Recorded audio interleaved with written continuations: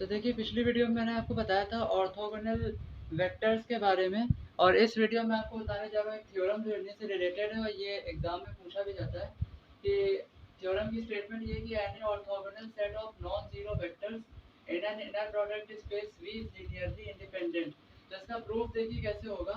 इसके प्रूफ के लिए पहली बात तो हमको एक नॉन जीरो वेक्टर्स का ऑर्थोगोनल सेट चाहिए, ठीक है। तो मान लिया हमने कि S जो है हमारा वो एक ऑर्थोगोनल सेट है नॉन जीरो वेक्टर्स का, कहाँ पर, एक इनर प्रोडक्ट स्पेस V में। अब हमको दिखाना है कि ऐसा कोई भी अगर हम ऑर्थोगोनल सेट लेते हैं तो वो लीनियरली इंडिपेंडेंट होगा। तो हमने जैसे यहाँ पर एक एस ले लिया है, आप कोई भी ले सकते हैं, ठीक है। अब हमने क्या करना है, इसको दो तरीके से प्रूव किया जाता है। कभी कभी एस में ही आप ये वेक्टर्स ले सकते हैं, या जैसे अभी मैंने इसमें ऐसे कर रखा है कि हमने क्या किया है, एक S1 फाइनाइट सबसेट बनाया है एस का, ठीक है। ये जो एस था हमारा orthogonal set of non zero vectors. इसके लिए पहले अगर आपने मेरी ऑर्थोगोनल सेट वाली वीडियो नहीं देखी है, मतलब ऑर्थोगोनैलिटी जिसको हमने बताया, उसको देख लीजिए, उससे ज़्यादा समझ में आएगा। तो इसका हमने क्या किया है, एस वाला जो सेट है इसका एक सब फाइनाइट सबसेट ले लिया है S1। तो फाइनाइट होने का मतलब ये कि इसमें जो वेक्टर्स होंगे वो कितने होंगे, फाइनाइट होंगे। तो alpha one alpha two up to alpha M, ठीक है। एम क्या दिया हमने, एम डिस्टिंक्ट वेक्टर्स दिए हैं। मतलब ये जो एम वेक्टर्स हैं हमारे वो सब अलग अलग हैं। मतलब अल्फा वन अल्फा टू के बराबर नहीं है, ना ही अल्फा थ्री के बराबर होगा, ना ही अल्फा फोर के, ना ही अप टू अल्फा एम। ऐसी अल्फा टू जो है हमारा वो अल्फा वन के बराबर नहीं होगा, और बाकी जो वेक्टर्स हैं alpha three alpha four up to alpha M किसी के बराबर नहीं होगा, ठीक है। तो कहने मतलब है सब वेक्टर एक दूसरे से अलग हैं, जितने भी हमारे पास ये एम वेक्टर हैं सब एक दूसरे से अलग है। अब आगे हमने क्या किया है, हम मान लेते हैं कि इनका लीनियर कॉम्बिनेशन जो है, क्योंकि हमको दिखाना है, अगर हम ये प्रूव कर ले जाएं कि जो वेक्टर्स हैं ये लीनियरली इंडिपेंडेंट है, तो हम ये प्रूव कर ले जाएंगे कि फिर हमारा जो S1 सेट है वो लीनियरली इंडिपेंडेंट है। तो अगर ये लीनियरली इंडिपेंडेंट है तो क्योंकि हमने निकाला तो एस सही है ना, तो एस भी हमारा क्या हो जाएगा, लीनियरली इंडिपेंडेंट हो जाएगा, ठीक है। चाहे तो आप S1 की वजह सीधा एस में ही ले सकते हैं एम वेक्टर्स, और दिखा दें कि हमारा ये सारे वेक्टर्स लीनियरली इंडिपेंडेंट है, तो हमारा एस भी लीनियरली इंडिपेंडेंट होगा। या जैसे हमने क्या वैसे भी कर सकते हैं। इसमें क्या करना है, तो इसको लीनियरली इंडिपेंडेंट दिखाने के लिए हमको क्या करना पड़ेगा, इन वेक्टर्स को हमको इन सबके साथ स्केलर्स रखने पड़ेंगे, ठीक है। तो हमने मान लिया कि C1 alpha one, C2 alpha two up to Cm alpha m, ये क्या है, जीरो वेक्टर के बराबर है। और अगर अगर हम क्या कर ले जाए, हमने मतलब जैसे ये लीनियर इन एम वेक्टर्स का क्या किया है, ये लीनियर कॉम्बिनेशन लिया है और इसको जीरो वेक्टर के बराबर रख दिया है। अब अगर हम फाइनली ये दिखा ले जाए कि हमारा C1 C2 Cm जितने भी स्केलर्स हैं ये सारे स्केलर्स क्या हैं, जीरो हैं, तो हमारे ये वेक्टर्स क्या हो जाएंगे, लीनियरली इंडिपेंडेंट हो जाएंगे। अच्छा, इस चीज को हम कैसे देख सकते हैं, सिग्मा के फॉर्म में देख सकते हैं कि सिग्मा जे बराबर वन से एम, जे बराबर वन से एम सी जे अल्फा जे, क्योंकि देखिए जितने भी कॉम्बिनेशन बन रहे किसके बन रहे, सी और अल्फा के बन रहे हैं, जो कि कहाँ से कहाँ तक जा रहे हैं, इंडेक्स नंबर वन से इंडेक्स नंबर एम तक। इसलिए हमने अपने जे इंडेक्स, क्योंकि देखिए दोनों में जे जे इसलिए रखा है क्योंकि दोनों में नंबर इंडेक्स क्या है, सेम है। और ये हमारा इंडेक्स कहाँ से कहाँ तक जाएगा, वन से एम तक, कहाँ से वन से एम तक जा रहा है। और ये इसको ये पूरी चीज जीरो वेक्टर के बराबर थी, तो इसको भी हमने जीरो वेक्टर के बराबर रख के इक्वेशन नंबर वन बना ली, जहाँ पे हमारे C1 C2 Cm ये सब क्या है, स्केलर्स हैं, ठीक है। अब हमको दिखाना ये है फाइनली जाके कि C1 C2 up to Cm ये जितने भी स्केलर्स हैं जीरो हैं, क्योंकि अगर आप लीनियर कॉम्बिनेशन को जीरो वेक्टर के बराबर रखकर ये दिखा ले जाते हैं कि ये सारे स्केलर्स जीरो हैं, तो हमारा ये जो लीनियर कॉम्बिनेशन बनता है, अरे ये जितने भी वेक्टर्स होते हैं ये लीनियरली इंडिपेंडेंट हो जाते हैं। अब इसको करने के लिए हमको क्या करना पड़ेगा, हम इन सारे इस पूरी चीज का इनर प्रोडक्ट एक अल्फा के वेक्टर के साथ ले रहे हैं, जहाँ हमारा जो के है, वेयर हमारा जो के होगा वो कहाँ से कहाँ तक है, हमारा जो के है वो उसकी वैल्यू वन और एम के बीच में आ रही है, ठीक है। के की वैल्यू वन और एम के बीच में होगी। तो अल्फा के साथ हम अपनी पूरी इक्वेशन नंबर वन का इनर प्रोडक्ट कराते हैं। तो इनर प्रोडक्ट कराएंगे किसका, सिग्मा जे बराबर वन से एम सी जे अल्फा जे का। तो सिग्मा जे बराबर वन से एम सी जे अल्फा जे का हम इनर प्रोडक्ट करा रहे हैं अल्फा के साथ। तो ड्यू टू लिनियरिटी प्रॉपर्टी, देखिए हमारा सिग्मा से कोई मतलब नहीं, इसको आप बाहर कर लेंगे, सी जे स्केलर है ये भी बाहर आ जाएगा, ठीक है।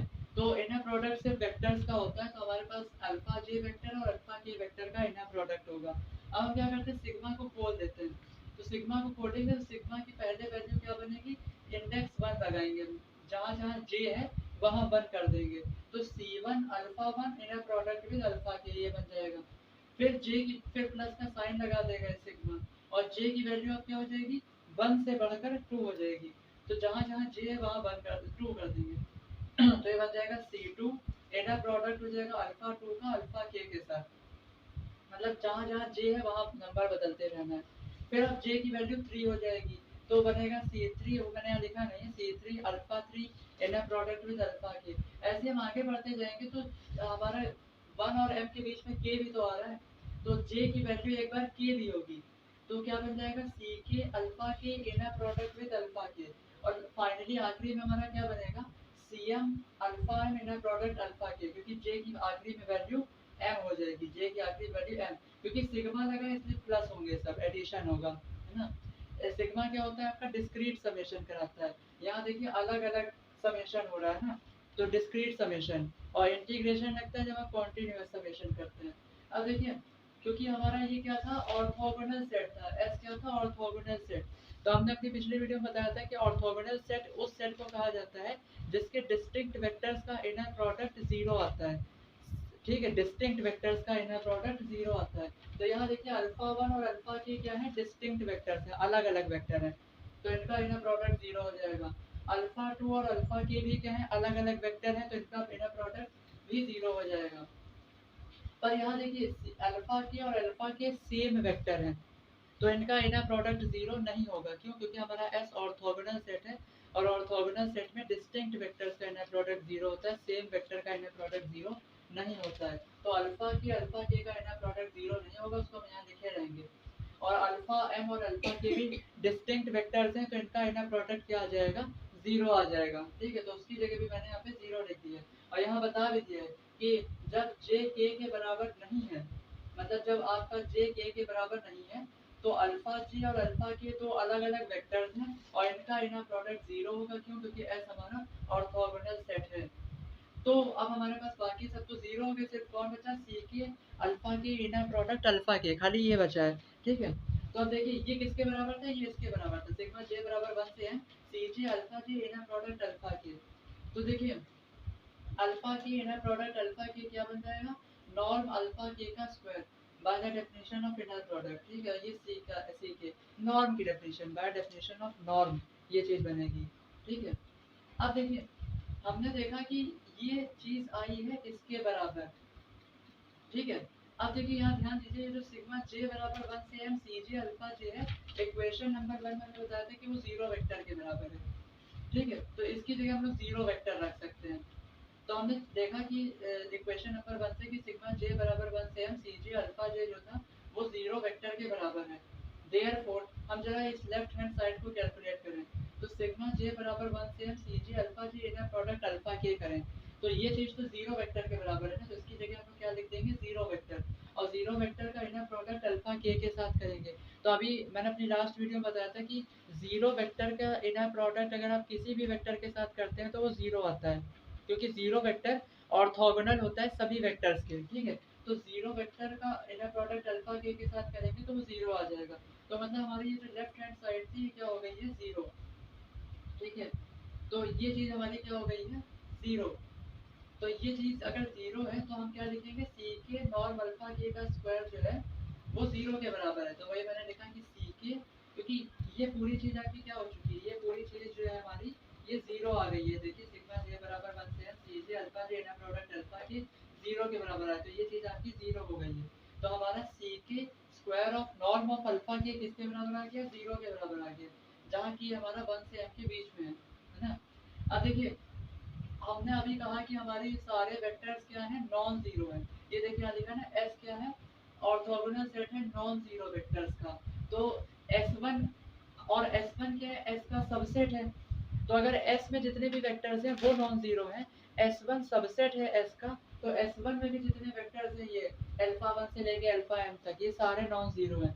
अल्फा के भी तो इन्हीं के बीच में आ रहा है, अल्फा के भी तो मैंने बताया था कि अल्फा की हमारा देखिए अल्फा 1 से लेके अल्फा m के बीच में अल्फा के आया था। ठीक है। तो अल्फा की हमारा नॉन जीरो वेक्टर है, वेक्टर ऐसे हम यहाँ पे ये इस तरह से लगा देते हैं, ठीक है, वेक्टर का साइन। तो अल्फा की हमारा नॉन जीरो वेक्टर है, तो इसका मतलब ये है कि इसकी अगर हमारा अल्फा के जीरो वेक्टर के बराबर नहीं है तो उसकी नॉर्म भी जीरो के बराबर नहीं होगी। क्यों? क्योंकि नॉर्म होती है लेंथ। नॉर्म क्या होती है? वेक्टर की लेंथ होती है। तो वेक्टर की लेंथ तभी जीरो होती है जब वेक्टर जीरो वेक्टर होता है, ठीक है। तो जब हमारा अल्फा के जीरो वेक्टर नहीं है तो इसकी नॉर्म यानी इसकी लेंथ जो है वो भी जीरो के बराबर नहीं होगी, ठीक है। तो ये चीज़ जीरो हो नहीं सकती। तो जब दो चीज़ों का प्रोडक्ट जीरो के बराबर होता है तो एटलीस्ट एक चीज़ को तो जीरो होना पड़ता है। तो अगर सी की और square of norm of alpha के का प्रोडक्ट जीरो है और हमने ये देख लिया कि square of norm of alpha के जीरो के बराबर नहीं है, तो फिर सी के को जीरो के बराबर होना पड़ेगा। तो सी के हमारा जीरो के बराबर हो गया, ठीक है। चाहे ये सी के क्या है, आपके स्केलर है, ठीक है। तो सी के जीरो होने का मतलब क्या है कि आपने C1 से लेके Cm तक लिए थे, मतलब स्केलर्स, और स्केलर हमारे क्या आ चुके हैं, जीरो आ चुके हैं, क्योंकि के की वैल्यू कहाँ से 1 के बराबर भी है और 1 से बड़ी है, m के बराबर है और m से छोटी है, ठीक है। ध्यान दीजिएगा के की वैल्यू 1 के बराबर है और 1 से बड़ी है और m के बराबर है और उससे छोटी है। तो इसका मतलब क्या है कि सी के जो है हमारा वो किसको रिप्रेजेंट कर रहा है, C1 C2 C3 C4 और सी के बीच में आ जाएगा, और ऐसे आगे बढ़ते जाए तो Cm तक हम पहुंच जाएंगे। ये सारे स्केलर्स क्या आ चुके हैं, जीरो। तो मैंने आपको शुरू में बताया था कि जब आप वेक्टर्स का लीनियर कॉम्बिनेशन जीरो वेक्टर के बराबर लेते हैं और स्केलर्स जो है वो जीरो आ जाते हैं, तो हमारा जो वेक्टर्स हैं वो क्या हो जाते हैं, लीनियरली इंडिपेंडेंट। तो ये जो alpha one alpha two up to alpha ये सारे वेक्टर्स क्या हो चुके हैं, लीनियरली इंडिपेंडेंट। तो S1 भी हमारा क्या हो जाएगा, लीनियरली इंडिपेंडेंट। तो हमारा फाइनली हमने क्या दिखा दिया कि दस every finite subset of S is linearly independent. तो S के जितने मतलब S1 लीनियरली इंडिपेंडेंट है और S1 S का क्या था, फाइनाइट सबसेट था। तो हम कह सकते हैं कि S के जितने भी कोई भी अगर हम फाइनाइट सबसेट बनाए तो सारे सबसेट्स क्या होंगे, लीनियरली इंडिपेंडेंट होंगे। तो अगर किसी सेट के सभी फाइनाइट सबसेट्स लीनियरली इंडिपेंडेंट होते हैं तो वो सेट भी लीनियरली इंडिपेंडेंट होता है। तो जो सुपर सेट S बना वो भी क्या है हमारा, लीनियरली इंडिपेंडेंट। तो देखिए हमने दिखा दिया कि S हमारा orthogonal set of non zero vectors था, वो हमारा क्या आ चुका है, लीनियरली इंडिपेंडेंट। तो यही हमको प्रूव करना था।